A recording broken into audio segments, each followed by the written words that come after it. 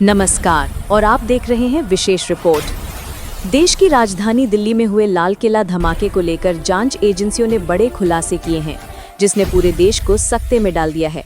आज हम आपको इस घटना से जुड़े विस्फोटक, दोषी और पूरी साजिश की परत दर परत जानकारी देंगे, जो अब तक की रिपोर्टों पर आधारित है। सबसे पहले बात करते हैं उस विस्फोटक की जिसका इस्तेमाल इस बीभत्स घटना में किया गया। शुरुआती जांच में ये सामने आया है कि इस धमाके में अमोनियम नाइट्रेट और फ्यूल ऑयल के मिश्रण का प्रयोग किया गया था, यानी ANFO विस्फोटक। इसके साथ ही डिटोनेटर का उपयोग हुआ, जिसके अवशेष घटनास्थल पर मिले हैं। कुछ रिपोर्ट्स में ये संभावना भी जताई गई है कि इस मिश्रण में RDX भी शामिल हो सकता है। ये ध्यान देने योग्य बात है कि विस्फोट की तीव्रता काफी बड़ी थी, लेकिन विस्फोट स्थल पर कोई क्रेटर यानी गड्ढा नहीं बना। ये तथ्य एजेंसियों को इस निष्कर्ष की ओर ले जा रहा है कि ये पूरी तरह से मिलिट्री ग्रेड विस्फोटक नहीं था। फोरेंसिक टीम ने धमाके वाली कार यानी Hyundai i20 के बोनट पर अमोनियम नाइट्रेट के उच्च स्तर के निशान पाए हैं, जो ये स्पष्ट करता है कि विस्फोटक सामग्री को उसी हिस्से में रखा गया था। अब आते हैं सबसे अहम सवाल पर, इस साजिश के पीछे कौन था? जांच में मुख्य संदिग्ध के तौर पर डॉक्टर उमर उन नबी का नाम सामने आया है। माना जा रहा है कि विस्फोट को प्लांट करने और कार को चलाने का काम उन्होंने ही किया।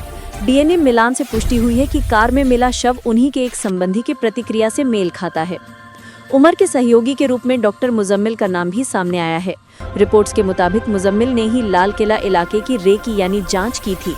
इसके अलावा पुलिस जांच में डॉक्टर अदील और डॉक्टर शाहीन जैसे अन्य डॉक्टरों के भी जुड़े होने की बात सामने आई है।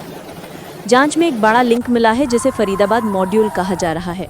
पता चला है कि उमर का संबंध फरीदाबाद में जब्त किए गए लगभग 2900 किलोग्राम विस्फोटक सामग्री के एक बड़े स्टैक से था। साथ ही तारिक नाम के एक व्यक्ति ने ही कथित तौर पर उमर को कार मुहैया कराई थी।